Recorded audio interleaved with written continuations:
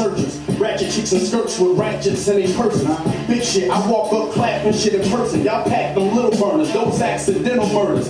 Trying to get money, that's the nigga purpose. 100 to they law, my casket in the surface. Cross paths with a surface. What's up, everybody? You know what time it is. They only shoot back when they tag their little verses. TBP When behind the these rappers music. meet me, half these niggas Episode nervous. 2, man. Y'all know what it is. Sit next to me, man. Tap in, hit the like button, hit the subscribe button. You know what time it is, man. We actually put the Behind the music, episode 2. Let's get it. Boy, Benny the Butcher spitting. Benny on the bars, man. Alright, man. Cut the music. Shout out to BSF and Griselda, man. Yes, sir. Big shout outs. Hey, you already know what time it is. Justin Gray here, aka J Aces, and we back with another episode of The Big Picture, episode 2, man. As y'all can see, I got a very, very special guest with me in the building, man. I don't know if anybody said this, man, but let y'all hear it first on the show today, man. I got a real pioneer for the drill movement, man, right here in the building, man. Real East Side legend sitting with me right here today. If y'all don't know who this is, man, you from the East Side, man, you canceled, okay? Hey, I'm sitting in the building with none other than one of the hottest producers out of Chicago, man, DJ L in the building. What's up, man? Brother. So, man, I appreciate it, man. Yes, sir, man. First of all, I want to say appreciate you for coming on, man. This means a lot. Secondly, man, hey, you already know this behind the music, man, so we got to take it there, man. So first of all, for the people who don't know who you are, man, tell them a little bit about yourself. Oh, yeah, man. Well, most people know me. I got a lot of names nowadays, man. You know what I'm saying? If you know me and my family, I'm Lun Lun. If you know me professionally, I'm DJ L. If you know me from a personal level, you might call me L, you know, affectionately, you know. Birth certificate, the police pulled me over, I'm London. So, yeah, man, you know, just music produced from Chicago. I believe, you know, most people, I already got the text. Most people will refer to me as the guy that started the current program in the drill behind, in drill music, behind some of your favorite stars. I don't got to name them because it's about me today. No, it's about you today. But, yeah, you know, just a kid that has a profound outlook on life. With my brother, you know what I'm saying, supporting what he got going on, and that's what I'm all about, you know what I'm saying, promoting and supporting everybody's thing that they got going on, just trying to empower the youth, empower ourselves, and progressively move forward, man. So Love. You know, that's kind of where we at with it. For sure, I feel that. Hey, that's love, because that's really what this channel is all about, you know what I'm saying? Showing what Chicago has to offer and really just spreading the love, man, putting everybody on, tapping in, you feel me? That's what it's all about. Hit the like button, hit the subscribe button, man. Absolutely. So, hey, as I said, man, this behind the music, so you already know we got to get behind the music, man. So listen, you got to take me to right up until you like, man, I'm about to be DJ L. Oh yeah, well, let's go back. Like I said, man, you know, growing up, I was in a household that music was always there. My dad wasn't in the household, and he was around, but he wasn't in the household. So I don't know his musical prowess. But my mother's side, from as early as I can remember, it was always music involved in my life. So growing up in the Baptist church, the Catholic church, the mosque. I didn't really do the music in the mosque with my dad, but basically I had an upbringing kind of with music. You know, drums was my thing. Won't go too deep in that because I don't know everybody's religious things, but it's a spiritual thing. I think I was destined to do what I do. Apologize, you know, when you got them texts, they don't stop. Hey, you gotta. Yeah, Hey, it's a busy man right here. Busy guy, but ultimately, I made a decision that this is what I want to do with the rest of my life. I had a lot of things I was good at in my life. I wrote 4 books before the age of 10. Wow. I was the #1 debater in the city of Chicago in 2008. Chicago Debate League champion, got a scholarship. Hold on, you a debate champion? Yeah, 2008. DJ L, debate champion. Debate champion, and that kind of tied into what I got going on now. But yeah, you know, basically, it was just a point in my life. I think when I was 10 years old, I made a decision, and in that moment, I was trying to. I remember my dad used to tell me when I did talk to him, find the pro level in whatever you do. And at that time, I started thinking about my life at 10 years old. Not necessarily in depth, because I would hear a lot of people talk, but I think in about 2004, I was 12 years old, I started really thinking, okay, what the hell I'm finna do? And at that time, in the 2002, my favorite movie was Drumline with Nick Cannon. And in that film, it was a lot of parallels to my life, not necessarily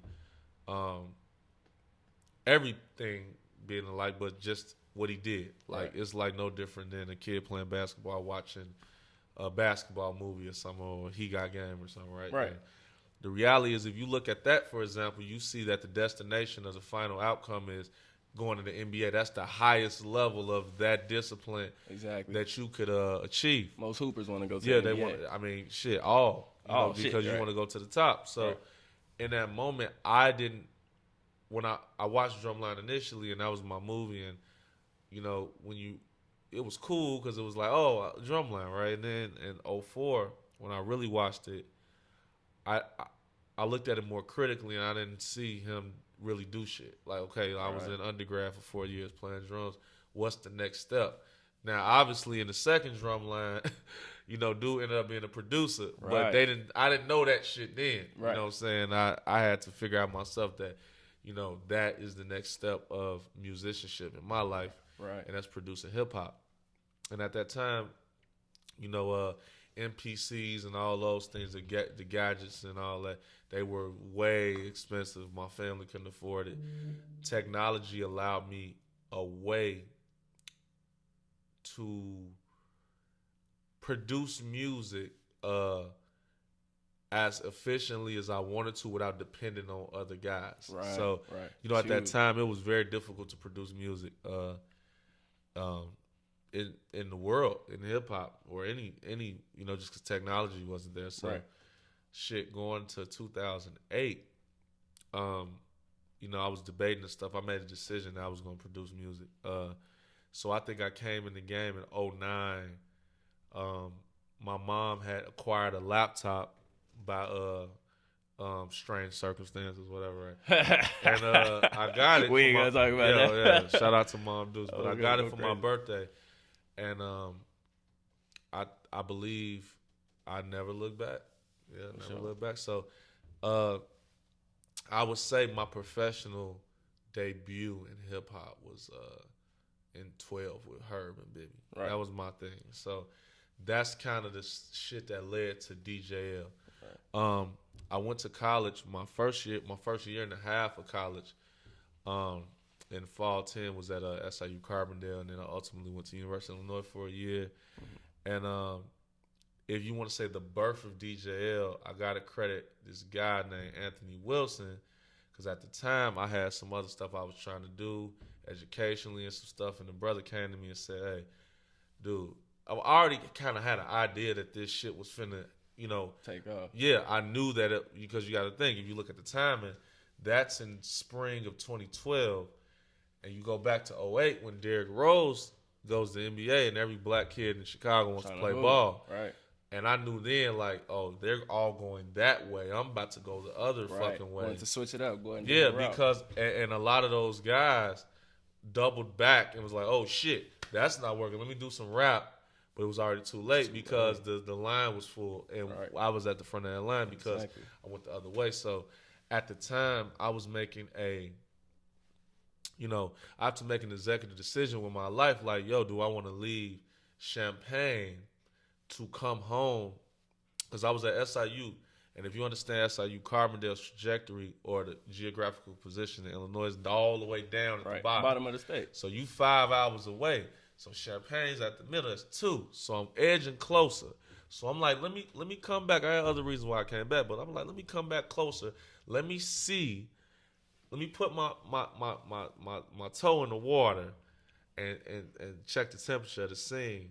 And I had some other placements before that, but I put my toe in. I was like, okay, these guys about to go. And I'm a futurist. So I'm like, oh, shit. People are going to try to hop on that plane or that Pacific thing that they got going on with Chief Keef and them. Respectfully, they were hot. hotter than fish grease. I'm like, yo, let me get on the next boat or create the next boat because everybody can't sign the kid. Can't. I lucked up and caught some good advice from Anthony Wilson. Shout out to him. Shout out to Anthony. Shout out to Anthony. And you know, I credit him with that. I had a lot of other people, but at the time, he gave me advice basically saying you should go. I don't think he knew that it was per se with music. He knew I did music, but I don't think nobody that wasn't an expert in that moment kind of knew. Right. It was just like, yo, like, go for the shit. And, like, I was home in Chicago now. We're in June of 2012. Right. Semester's over. So my mom, I came back. I moved in. I had an airbed. I had just got the car back. It was a lot of circumstances surrounding that. But in that moment, my mom was like, yo, you got one summer to figure this shit out, you know, because it's crunch time. Yeah, you know, or you know, this whole the heat was on me, and I had made now. Granted, I came back. I had no relationships with anyone. I had one relationship with King Louis, I believe at the time, and it's a deeper story with that, but just to kind of, you know, give you the cliff notes. At the time, King Louis was the hottest guy, and I had a couple of mutual relationships with him. Right. But then I had, because my neighborhood I grew up in on 79th Street was called Drill City. It had some affiliation with Dro City, which he was from. Right, right. And I kind of was working my way up in that. Oh, I was the beat maker for Fats Mac. Shout out to Fats Mac. Right, shout out Fats. And he was the rapper from my neighborhood, but he was affiliated with King Louis and that whole thing. Right. Okay, I'm starting to see how. So I was Together. working. It was like, you know, it was kind of like political as fuck, you know. So I'm trying to work my way up as the beat guy from my neighborhood, and at the same time, my mom and Chief Keef's grandmother worked on the school bus together for about 20-something years. Wow. So before he was hot, so this is behind the music for real. Yeah. So actually, before Young Chop was right in there, I was about to get him because his grandmother and my mom, and he was aware of who I was, and we always tell a story. And shout out to Keith, but I was very, like, I saw the Everyday Halloween video. I didn't know his grandmother. I never had met her. Right. I showed it to my mom, like, look, this is the guy's hot. I'm showing her why I should be home. And she saw the lady. She like, oh, that's my Miss Margaret. I know Margaret. That's I know her. Woo. Wow. And Small she world. called her right on the phone, and she set me and him up together. But at the time, Keith was getting recorded by Chop already. So at that time, Chop was a superior producer. I would tell anyone, and he kind of was with him already. I didn't even know of a Herb and Bibby even existed in my life. So I missed out on that, but I was still in Champaign at this point. This was like February around that time. So I'm like, okay, well, I'm on the next train, you know, like, and that's just always been my focus is that, okay, I'll catch it at some point. Okay. That's just, and everything I do in my life, I've always been, okay, well, you know, you got to get up. You'll get it's like football. Okay, I might have fourth down. We're going to play good defense to get another chance to shoot a shot. Right. So, okay, hold on. So let me pause you to make sure I'm following you. So we go. So at first, I know I'm jumping all over. No, because I'm following though. I'm like, okay, I'm trying to make sure I'm piecing the story together. Okay, so you in Champaign, you know, shout out Ant Wilson. He said, hey, go get it, right? Yeah. You come back to the city, so now you back in the city. I don't have any connection at this point. No connections. You go back and you realize, damn, I could have had Chief Keef, right? Yeah, no. Actually, what happened? That happened before I left. Oh wow! Okay. So this is before you left I had Champaign. put the thermometer out there. I saw the kid. I saw Drake. I saw all these dudes. I'm like, okay, this shit is real. Right. In Chicago, because we hadn't had a real movement since, let's say, Bum J, right? Right. No, that was huge. 808, Chase Davis, all that good stuff. Yeah, I mean, yeah, I'll give Chase Davis his credit on that. But the reality is that you got to give guys like Eric Jones his credit because he spent his money bringing executives here to get LEP on. I remember you talking about that. LEP Bogus Boys. And with LEP Bogus Boys, they brought the executives here.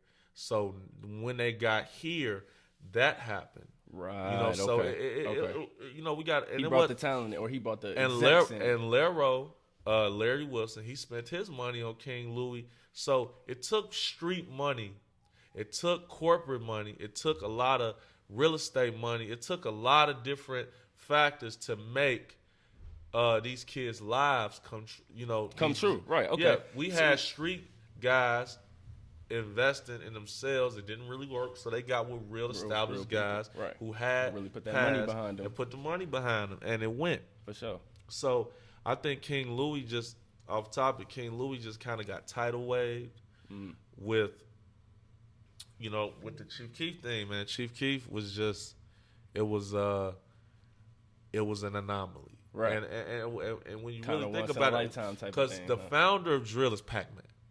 Oh yeah, absolutely. So RIP. the reality is like, if you think King Louis took that mantle, started flying the flag, as well as Fats Mac, Boss Wu, shout out to them brothers. Yes, sir. And at that point,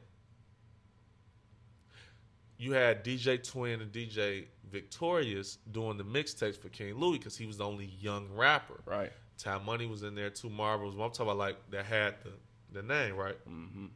Bum J was incarcerated. So at that point, it was not a lot of young producers. Chase is older than us. Seasick is 1 year older than me.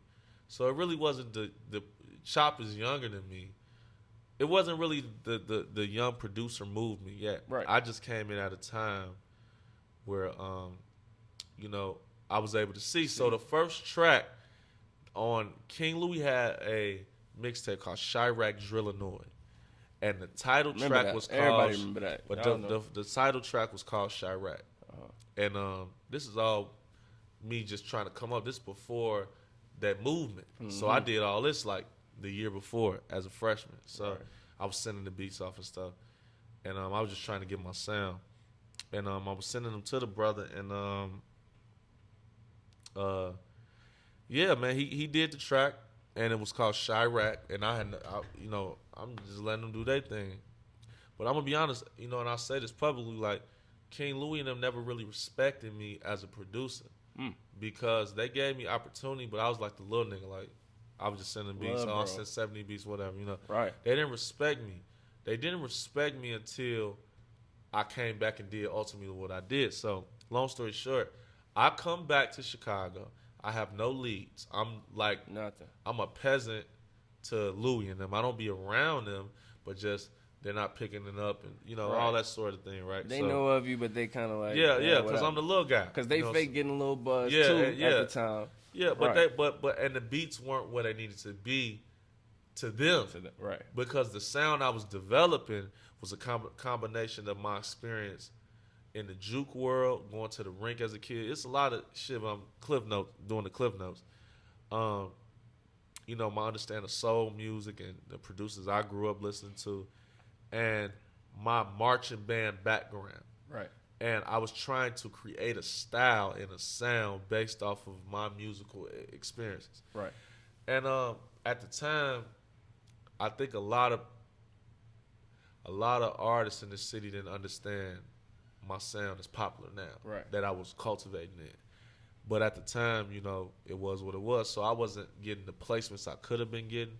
And Chop had a much more regular sound, or I won't say regular, but sound that was more contemporarily accepted. It was more put together at the time. Sonically, it was better. I'll be honest. Right. I was still trying to figure out because certain things didn't make sense to me. I'm a snare drummer. Right. So if you listen to hip hop at the time in 2010, 2009, stuff like that, you will hear the snare. Like, I think I'm Big Meat, dun.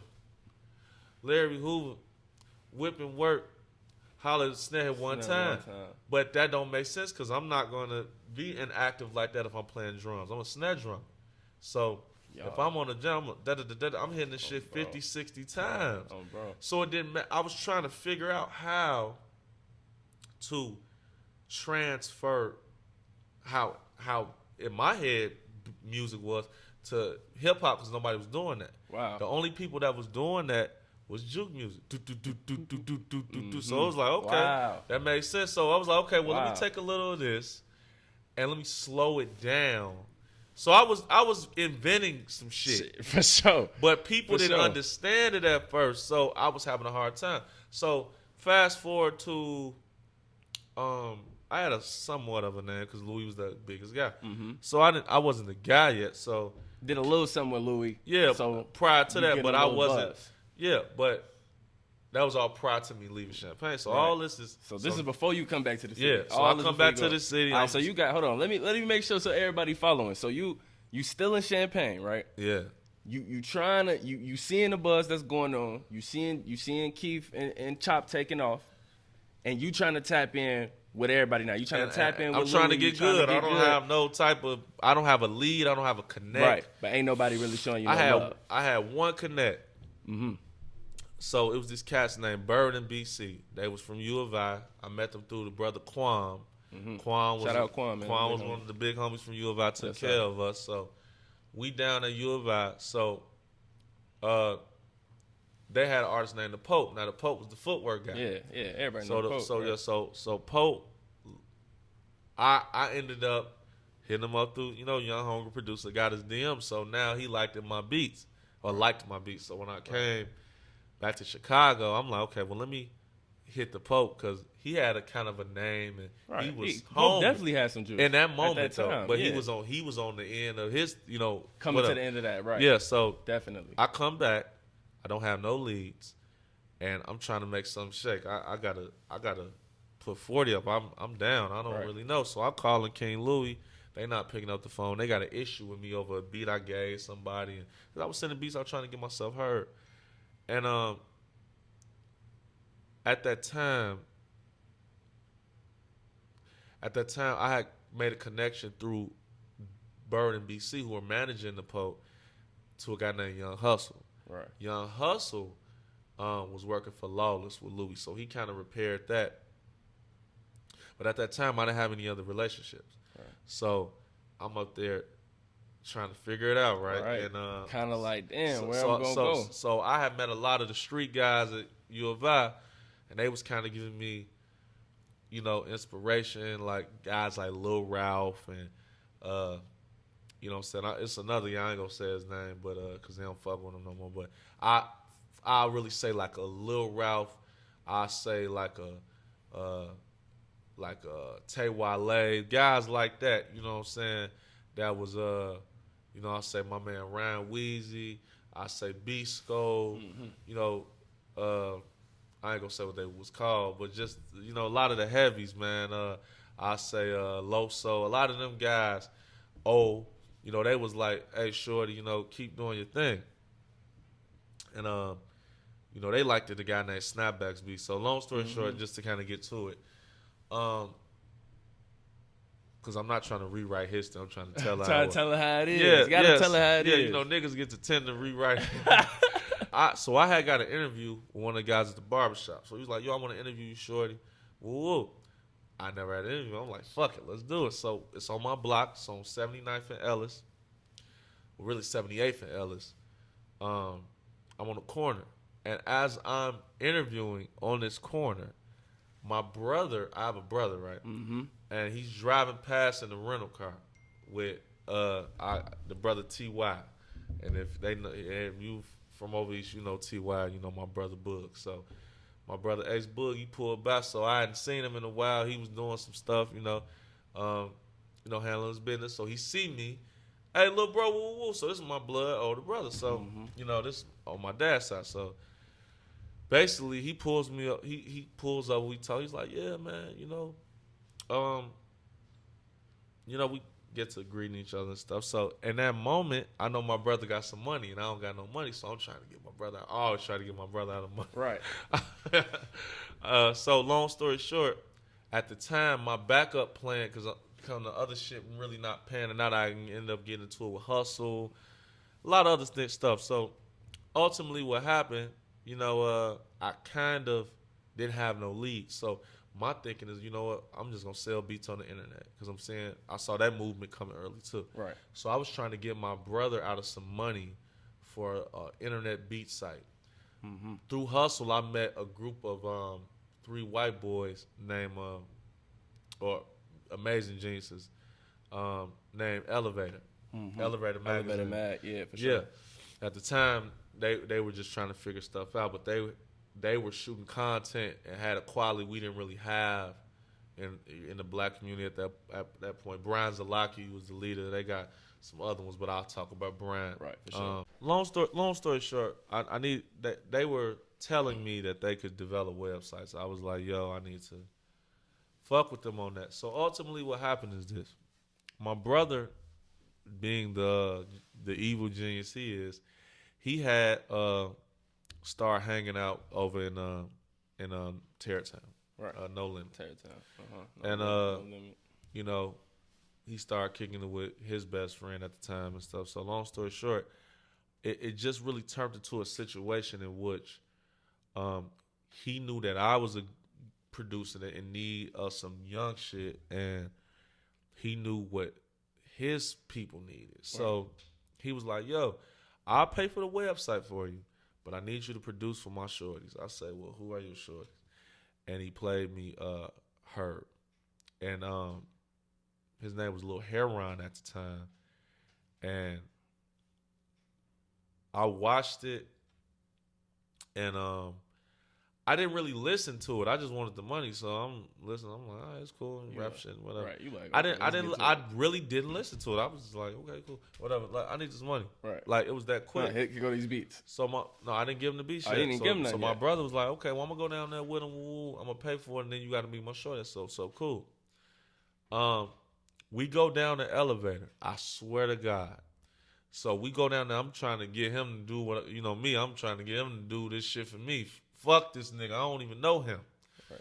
And it had some views, and he was rapping on Fabulous beat. Y'all don't really hear me though, which is funny that, it's funny that he fucking was rapping over that shit, considering how life played out, right? Shout out I to didn't them, even right? just think about that. That is crazy. Life is crazy. Crazy. Right? So, Life come around so full circle, man. full fucking circle. So we get up north to Elevator, right?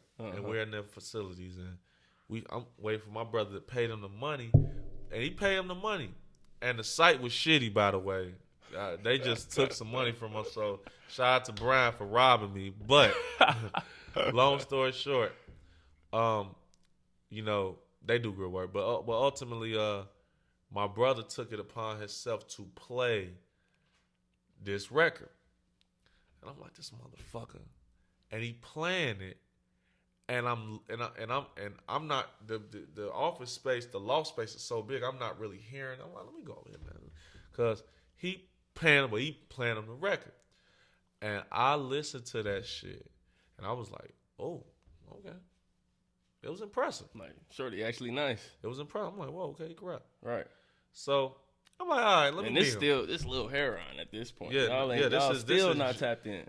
He was already. They was calling him Herbie, but I'm saying like he was publicly saying little hair on. Right. So what happened?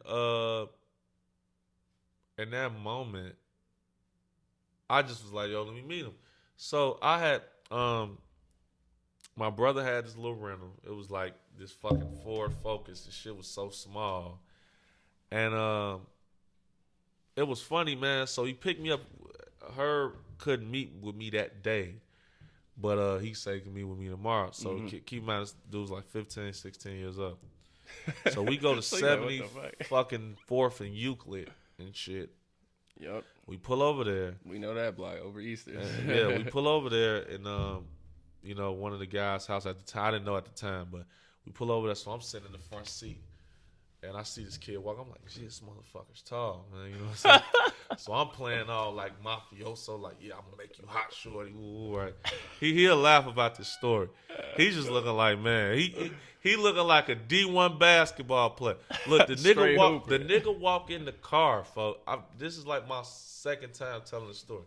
He get in the car, he get in the back seat. My brother's way shorter than me. He got all scrunched up because I'm in the back seat, so He's like, yo, what's going on, bro? Yeah, you know what I'm saying? I get to tell him, man, I can make you start. I'm like, man, whatever. I hadn't heard him rap. I'm just trying to finesse my brother out some money. Some bread, right. And I'm thinking, Shorty, all right. So I'm like, Shorty, I'm going to make you a fucking millionaire. I swear to God, he will tell you this, that I told him before any of this shit, I'm going to make you a millionaire. I did not know how I was going to do it. I didn't even, listen, I'm just talking out my ass, It's right? been DJ L. I'm just fucking finessing, talking, right? He's saying anything. Saying anything. I'm just telling his ass. So I know he like, all right. I'm like, rap, Shorty. When I tell you, bro, listen, man. Listen, a lot of niggas say they do a lot of shit. A lot of people say they do certain things. And a lot of people have that moment, right? When they know like, oh shit, I'm finna do this or do that. But I promise you, this nigga rapped for 45 minutes, the most incredible shit I've ever heard in my life to this day. It's like almost disappointing. Wow. To hear some of the shit he be rapping now, because the people have no fucking idea that I almost, and we might buy, I almost feel like he digressed. Wow. He had to dumb it down. And we in here, but bro, Wow. at the age, it was like, it's like seeing a young Floyd Mayweather or a young LeBron James. Right. Like when he rapped that shit and he kept rapping, it was the most incredible shit I had heard in my life. It was so vivid. It was so scary. The shit was like, bro, I was literally, it was like a punch in the face, bro. Wow. It was the most incredible shit you ever heard in your life, lyrically. Wow. I was like, I couldn't believe it. I asked him to keep rapping because I didn't believe that. And I was like, even if he had wrote this shit, it's still. I mean, I know he wrote it, but I mean, It's even still, if he was memorizing somebody else wrote it, he was the delivery was the different. conviction. Yeah. Well, no. Like even like the conviction in dude's voice. I looked at my brother. Shit made you a believer. Shit. No, ain't no believer. Listen, bro, believer's one thing. Like, all right, I believe. No, I felt like I had found LeBron James. Bro, fam, I was like, we rich. I'm like, fam, wow. bro, listen, bro. I don't know if y'all have ever had that moment where you like, whoa, I just hit a lick. Bro, I didn't even know Bibby existed at this point. Oh, shit. So I didn't even know Tink existed you didn't at even this know you was getting the Man. double. The bro, double the up. triple. The The triple, fucking right. triple. Listen what I'm telling you, bro. Fam, listen, bro. It was so crazy. So right after that, I said, you know what? I got to call my people, man. I got to call. So this guy named Spaceman. I'm like, I can't be, I got to. So I like, let's go to the studio. I have him, no, it was the other way. I called DJ Hustlenomics. We pull up on DJ Hustlenomics crib back in my neighborhood. And on the other side, I asked him, rap for him. So her rap another 45 for him. Now he got the shit face. He like, whoa, we all. So now I'm like, hold on. He like, hold on, this can't be true. So we like, because keep in mind, Hustlenomics had just did Chief Keef's tape. So I'm trying to, boom. So now I call my man Space that records people. Right. Same shit. 45 minutes. Blown away. Fucking blow. He 3 for 3. He goddamn Steph Curry. Striking about. This the shit they don't know about this motherfucker G. Behind the music. Man, all this rubbing with the baby and shots my man and he got the little R&B shit going, man. The nigga was a wolf, bro. I swear to God. Bibby was in jail that day and the next day he got out. And then he was raw like that. So I ain't never just come up on two lyrical beats, one go. Bro, I knew I had the best shit in the city. Bro, I knew then I was finna make it. It was just a matter of how. Wow. So, you know. Wow. And that was huge because that's what I wanted to ask you. Because when I hear a track like Kill Shit, which arguably is the hot, show me a better duo to come out of the city of Chicago. I just thought that was the hottest shit to drop. Shit, still. I mean, they was rapping so good. You know what I'm saying? I did everything right except for one thing, two things. I didn't sign them, and two, I feel like in that moment, I should have had them do more hooks, but I was getting off so hard to the rapping, like, damn, these niggas raw. Right. and they homies was that way. Like, I'm gonna tell you, the first time I came over there and we shot a video for her, and keep in mind, it wasn't just them two. You had Juvie, you had fucking you had Smoke. This is like when the drill shit was Bro, really... they was the Dipset. Like, I just didn't do it right because I didn't have the experience. Like, I felt like I inherited an NFL team. I didn't have the coaching. Didn't know how to do it. Man, if I had that shit now, like, if I knew what I knew that then, man, bro, listen. I didn't know. I walked it, I bumped into it. And then, like, a month later, this chick I was dealing with at the time named Sierra, you know, I got to give her flowers. She was in some group, and I was sending her their work. And she was like, man, that's cool and all, but, man, you know, I want you to work on some different stuff. We weren't in a relationship at that point, but we was homies. She was like, yeah, I got a homie, little shorty, she cold. Her name is Pink. I say, Pink? I'm like, it's already a Pink. She like, no, my friend, no, her name Tink. Send me her shit. I'm like, whoa. I knew exactly. I'm like, this is Lauryn Hill. This is fucking Lauryn Hill 2.0. She literally is it was fucking Lauryn Hill. That's great.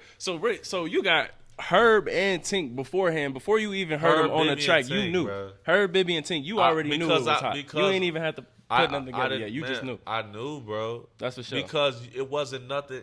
It's like the fucking NBA. Mm-hmm. Like, if I know, okay, it's like precedent. It's like you got Allen Iverson, and he a crafty guard. He gonna go for 60. You got his zone defense invented because of him. And then you come with a nigga like LeBron James, and he a mix of other players. Right. Then now, okay, so he influenced the hood, so everybody want to be that type of player. Then it's like, okay, wow. So then you get a motherfucker like Derrick Rose with the AI handle, but the LeBron power and finesse, and now you combine it. You've never seen it before. Right. It's the new shit. Now now when you bring that to the game, now that breeds the hybrid. So precedent is set. You set rules. So it's like, okay, a nigga like LeBron, a birth for D Rose or whatever, right? So then the D Rose a birth a Dame, a John Wall, a motherfucking like what's the kid name? At fucking De'Aaron Fox, niggas like that. What's the other kid? Lamb, whatever. It could be. Right, what I'm saying is that style of Russell Westbrook, even though they count the same draft, they was trying to get that aggressive guard type shit. So I think what Herb did, you know, I won't say Bibby as much, but Bibby did something very unique. But I think as far as the skill, Herb was the first young lyrical guy in the internet era. Like, let's just be real. Like, we had lyrical young guys like Jewels and stuff, but we talk about in the YouTube Chief Keef era.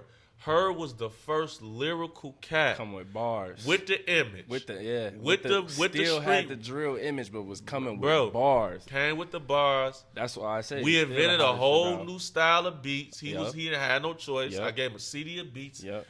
The CD of beats is literally everything. You know what I'm saying? So in that moment,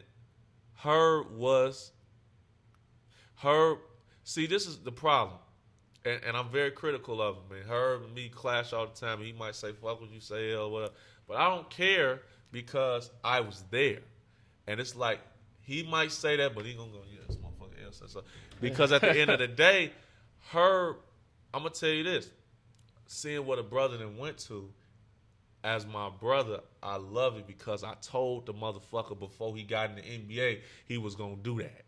But the problem is, see, I think like I be banging on Mickey Halstead a lot because I'm just a petty nigga, right? But Mick, Mick gave him structure, like because like real Mick gave him structure. Mick helped him a lot. Facts, you gotta give niggas they flowers because Mick was a god level MC.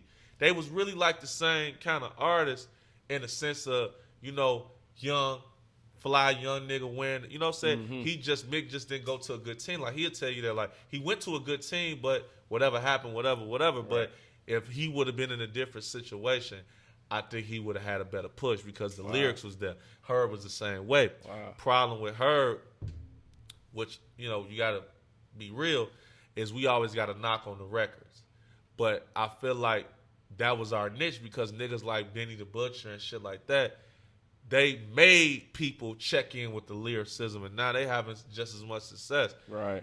I feel like at a time we was all trying to figure out. I feel like, and I'm gonna get to Bibby in a second how great he is, right? But because that kid is the smart. He is Jay-Z. He is the I'm talking about literally. He's Jay. Wow. But you gotta know though. But with Herb, like Herb and Meek Mill, kind of the same artist. Just a real young street cat with the lyrics. Right. But the thing that Ross did that was so brilliant was Ross came with the records and produced Meek. So he gave him a boss. He gave him the bag of money and he was big already. So he gave him the relationships to make him a star.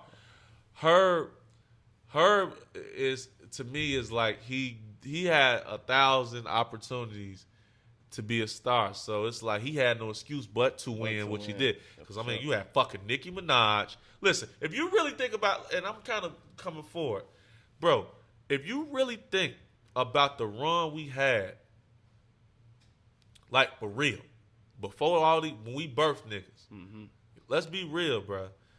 Dude, we got co-signed by everybody who's somebody in this business. Her and Bibby, specifically. Facts. I'm talking about, listen, the Diddy, playing Herb and Bibby. Jay-Z, this is facts. Listen what I'm telling you. Drake, facts. Lil Wayne, facts. Fucking Nicki, that's why I facts. Say kill shit. Drake said, not even kill shit. That's it, but I'm saying Drake said, you the future. Nicki saying, you're the future. He did say that. Nigga, this nigga was LeBron. Shit. This nigga was D-Roll. Like, you got to give Shorty the flowers, and a lot of niggas don't do that. They do. Herb is a legend. I give him that. If I'm a legend, he's definitely a legend. But I'm just saying, for sure. King Louis didn't do that. And I love Lou. He did not fucking do that. No. He didn't do that. And maybe in them moments, Herb may not go harder for me. But I'm a real nigga, so I don't care. Because I'm not, my history is no mystery, but what I will say is this, is that with what the kid did, and we look at this shit like the NBA, there would be no Polo G without G Herbo. There would be, for real, none of these New York rappers without G Herbo. Yo, I was going to even come back to you and say the sound. But that's a whole nother conversation. I'm just the whole sound we hear today. I am hip hop. Started right here, bro. I ain't gonna lie to niggas. I'm literally hip hop. I keep telling people the East Side is so legendary, bro. I keep telling people. There's something in the water. The sound we hear literally started right here, bro. Let me be the first to say it, bro. The sound we hear today, all this UK drill, these New York beats, and they rapping on UK drill beats, them snares. Y'all just heard the story behind that. Yeah, come on now. And the reality is, bro, like when you think of a cat, like let's go to Bibby, bro. You had a cat that gave you the best of what Biggie was, the best of what Shine was, with a marketable image, and I would say made her stand on his shit, and her made him stand on his shit at times. They was never a group. They was never a group. Bibby, for somebody who really don't want to rap, he could rap with the best of them. And he understood them hooks really well. He was, you talk about business, man. Come on, bro. This man made history. made history, bro. And I'll be real, bro. I watch our crew, and we might not all be on the same page. They'll never say it, right? But I'm a real nigga. We don't be on the same page. We don't talk every day, But I love them brothers. I know they love me. We helped each other. We made a lot of money with one another. I fucked up their money. They didn't fucked up my money. Herb still owe me for shit. I owe her for shit. Because we brothers and we came up in the game together. And I think that I had to learn the business. And since they were the talent in the moment, I didn't see. I did everything right, but a couple things. I didn't promote my face like that. I was low key. I didn't want to. I still had collegiate aspirations in a lot of ways. Right. I never really hit the road when niggas was winning and shit. So it was kind of a situation in which I didn't capitalize when we had the moments. That's what I was gonna say. Do you feel like you really didn't just put yourself in the best position? They didn't help me in a lot of ways, but they helped me in a lot of ways. Mm-hmm. It's like they could have did more, but out of sight, out of mind. But I feel like Herb always has told people, and when I've seen, he's mentioned who I am and whatever. I think at this moment, the key is this: Young Chop made himself a star, but. And cause the reason I want to give you I could have give you the same thing that's in other interviews. I want to give you some different shit. I don't love beats no more, right? Mm-hmm. And the reason I don't love music production no more is because I've been fucked over. I'm not gonna. I fucked myself over. I fucked people over. Mm-hmm. Let's just be real. We in the game. Gotta keep it a buck, man. I've never put nobody in no bad paperwork or nothing, but I haven't always been the best guy. I've been emotional. I've been in my feelings. Niggas been in their feelings with me. I ain't spoke to niggas and shit. I let my pride get in front of work. And it's just a lot of things, bro. But the testament to the work, my sound is hip-hop. And I feel like the only people that took a chance at a certain time is Herb. But I feel like at a time, he broke from that. And I feel like it wasn't trendy, and I can't blame the man for trying to get a sound that was whatever, you know what I'm saying? And I'm not mad at that, but the reality is that my sound was ran supreme. So it's like, nigga. Right. So if you go to them niggas and they making beats like that and you rapping on them, then what that say about you? But ultimately, that's just a meshing thing. Like the Miami Heat couldn't win forever. LeBron had to go. Mm-hmm. So I'm motherfucking LeBron. I'm LeBron. Mm-hmm. In his life, he LeBron. In Bibby life, he LeBron. And then the reality is that nigga Kyrie went to the fucking Brooklyn, fucking shit. You know how this shit go? Yeah, exactly. And you got to look at it like that. But for me, I fell out of love with music, and the Tink situation is a whole nother situation. You got to think, a year after I was working with her, she was on track with Jay-Z. So, I mean, you got to think, I had an artist I was working with extensively. 2014 Double XL cover was Bibby, 15 was Tink, 16 was her. Literally. So that's back like to back, three that's of your like artists Mike on Krzyzewski. Yeah. Now they wasn't signing me, but I'm talking working. You got to think that's Mike Krzyzewski shit, Nick Saban shit. We send them motherfuckers to the league every year. I mean, yeah, that's but the huge. Thing that's huge for that run. I'm proud of myself. I was early on Lil Fo. A lot of people don't know. I was in all these rooms. Dreezy, that's my best friend. Right. You talking right. So you can go through it, man. You Herb, Tink, Bibby, Dreezy. And I still was working with her. I came back with Louis, and turned him back up just because I was bored. And hold on, then you even went from there. So tell me, so now at that point, boom, your connections locked in, man. You turned up the city. Y'all done did some legendary shit, man. Y'all threw lighter fluid over what? Oh yeah, then I go on the other side and go with Lil Durk for his first album. Exactly. Let's not forget Durkio. I did Durk. I did Durk forget shit. That. You was hitting it all on I the did head, one man. song with Chief Keef, and that was called Facts. And that you already know what that did. Come on, bro. So it's like we know what that did. I did a lot here, and the reality is, I think what did it for me, I had an opportunity to do business at the time with this last class. So you had Cowboy. I was consulting him. That's my little brother. Polo G. Yeah. Me and him are Finding at things, me and him right? are That's at his, no, I didn't do Finding Things. A lot of people think I did Finding Things. Why they definitely got you on like on what's that, Rap Genius? They got you I don't down know for why. that. I don't they know got why you down on that. Thank you for the frequent. I swear to But God, no, I they didn't got do you down Finding for that. Things. Okay. But me and Polo G, we were actually going to sign him, and you know, because he was getting the Herb comparisons heavy, right? because he was the only lyrical guy. It didn't work out, and him and my brother got a good relationship.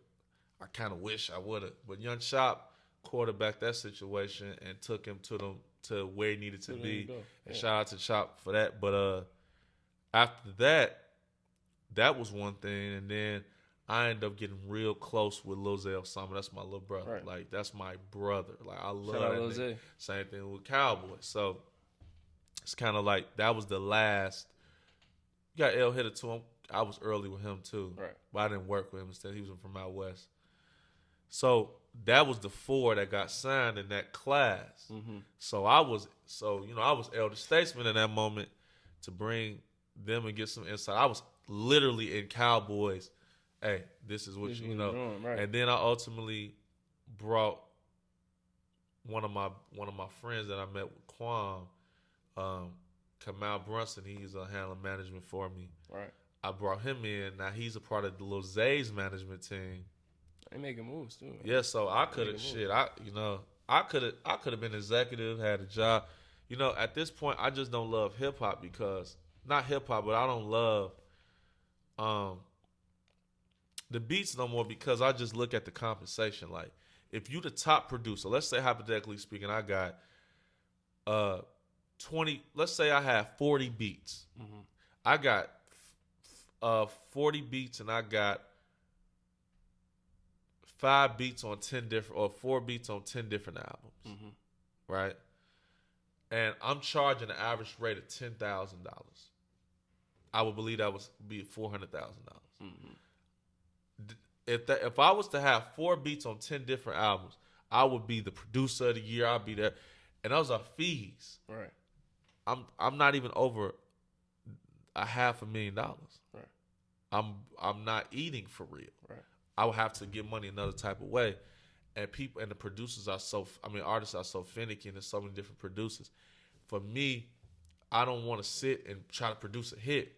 So me transitioning the media with the shit I'm doing in Clubhouse and my podcast and different things like that, I like that more because I feel like, okay, people are doing it, but like I'm ill too, and what I do and my resume is there, and I know about the game. I feel like Gilbert Arenas to basketball. Yeah, I didn't get a chip per se, but we have every accomplishment and all the regalia. Right. We've gotten all the hardware. I don't have to get a Grammy. If I get a Grammy with an artist, I'm just got a grant. Like, what does that really do for me? Yeah. I'm tired of lying ass motherfuckers in music. It's people lying everywhere, right? But right now, I feel like it's time to put me and my ideas at the forefront. Now, the sound I created, I could easily go back and take it back, and but the reality is, I think that we got to understand we have to innovate in new ways. And I know that at this point in my life, I have no children. I'm about to be 29 next month. My goal is to do 3 things. I haven't told anybody this publicly. Goals. Yeah. Goals. You got to have the Keyword. goals. But let's hear it, man. I'm finish undergrad, take the LSAT, get a law degree. You know what I'm saying? Give a JD from one of these schools out here that I could do my thing that should be easy. I already got the connect. So now you shifting into entertainment law. Juxtapose that with my media content creation. Music was one thing I'm good at. I'm good on a lot of different levels. Right. Now sound like you getting behind the business, man. Yeah. Sound like we're gonna have to have you back on the show. Oh yeah, for sure. My philosophies and opinions on art, culture, taste, all that matters. Yeah, absolutely. Like, you can't blackball me. That's the name of my show, Blackball. Yeah. You know what I'm saying? That's the idea. Is like, yo, you know what I'm saying? I can't get in. Hey, So I'm going to just Create. steamroll you. You know? hey, you can't blackball DJ L. It's Yeah, good. you can't blame it on me, but ultimately that's where I'm at right now. I'm happy to see the progression of everybody I worked with. I literally assisted. I won't even take full credit because a lot of other things happen. But I take pride that I set in motion a chain of events that made young black men that weren't even those two brothers multimillionaires. Wow. So I feel like at that moment, that's when it's iconic because, you know, I made millionaires. I'm no different than Dame Dash or Steve Jobs or whatever, right? And the kids, we got to keep it going. Absolutely. We got to keep it moving. Got to keep it going. That's the key. I Hey. don't care if it's in the street or if it's in the fucking media or if it's in the boardroom. We made millionaires. They made themselves bosses, but we set the chain of events in motion. I mean, this chain of events in motion. And have I gotten everything I'm supposed to get? No. But it's cool because the best feeling I got is knowing, listen, George Washington Carver, I say this all the time. George Washington Carver made a statement. He said the best signal and the best indicator of success is service. It's service.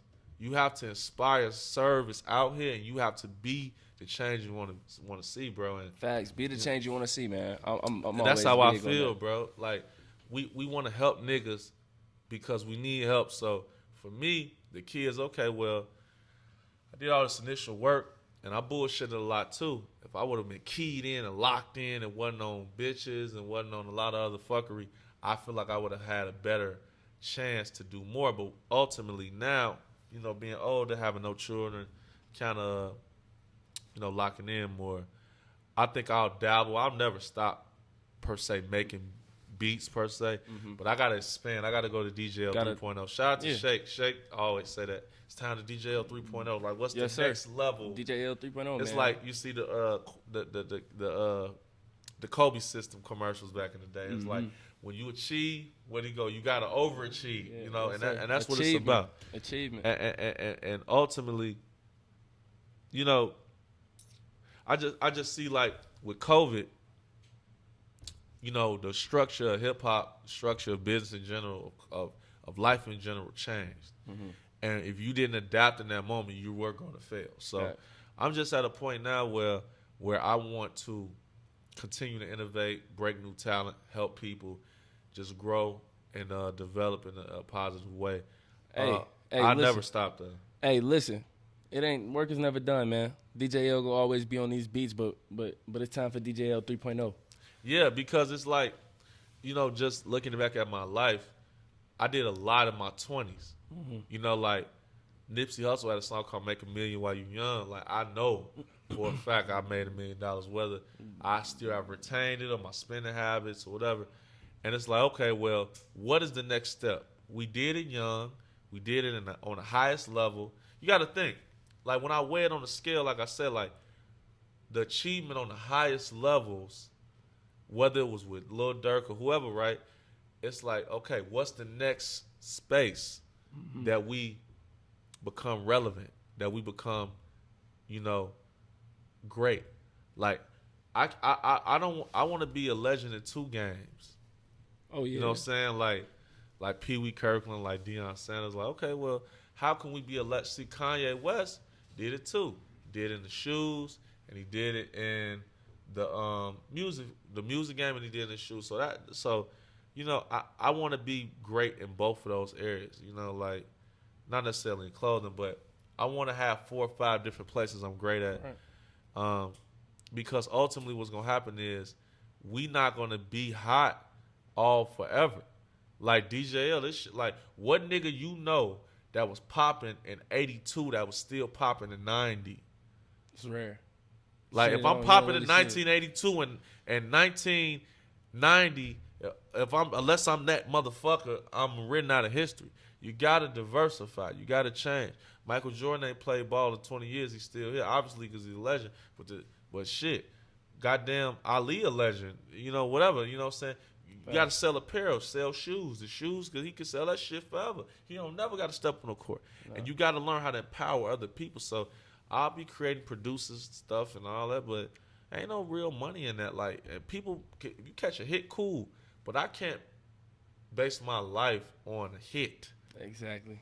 Even though you could say, niggas with money, niggas that make hits make money, so make hits. But I read that in Jay Prince studio. But shit, in this climate, you need stability. Always gotta level up, man. You gotta have stability. You gotta have Multiple 8 or 9 streams of income. Yeah, but still, don't be good at a lot of shit and don't master. So enough, I feel like I've mastered 2 or 3 things really good, and I could have that be my workhorse, and then I could diversify in other areas. So that's why I'm at 2021, my brother. Hey, man, I ain't gonna lie to y'all, man. We just got a real motherfucking behind the music exclusive with my man, DJ nigga, L, man. I appreciate you coming on the show, man. Of course, man, I'm gonna have all the where you can find them on IG, Twitter, all that good stuff, man. LinkedIn, I'm gonna have it somewhere in the video too, man. We tapped in. This DJ L. And I'm gonna come back and he gonna be on my blackballed. Oh yeah, and then catch me on Blackball, man. Yeah, Coming soon. We gonna do our thing. Yeah, we gonna chop it up, and on there, man. We gonna talk, cause this could have went 2 hours for real. Oh, hey, we shit. gonna talk. Hey, shit. I 3-4. I'm a talker, but man, bro. we gonna. But I didn't even. You just answer every question I wanted to ask you. I ain't even had to say nothing. Oh, let Man, it ride, answer man. every question I wanted to ask him, man. Hey. Real exclusive, you already know it's your boy Jay Aces. I'm in the building with DJ L, man. Tap in, hit the like button, hit the subscribe button. We out of here. Salute.